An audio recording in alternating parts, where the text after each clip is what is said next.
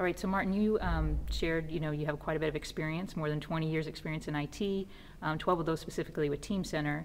And as you talked about four-tier architecture, you noted both increased performance and decreased cost.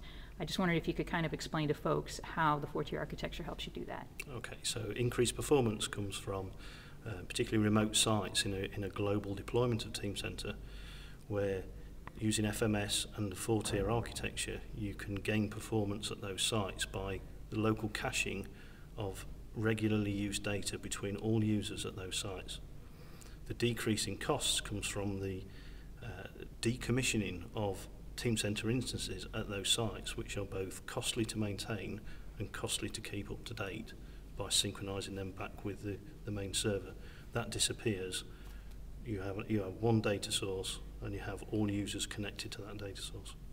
Okay, great. Another thing you emphasized was that, particularly in large enterprises, they should have a site sizing strategy. Could you just explain, what that is and why it's so important? Yeah, okay. There's various configurations of four-tier and FMS that you could deploy. The benefit for each of the sites really depends on how many users will be using the data at those sites or consuming the data. At a site with, say, between 300 and 1,000 users, you may decide that will be too much for a caching system to take account of. So you would deploy maybe a smaller Teamcenter instance at those sites with maybe a virtualization. So you reduce the amount of hardware you deploy at that site while still supporting the same data model and the same configuration that you deploy elsewhere.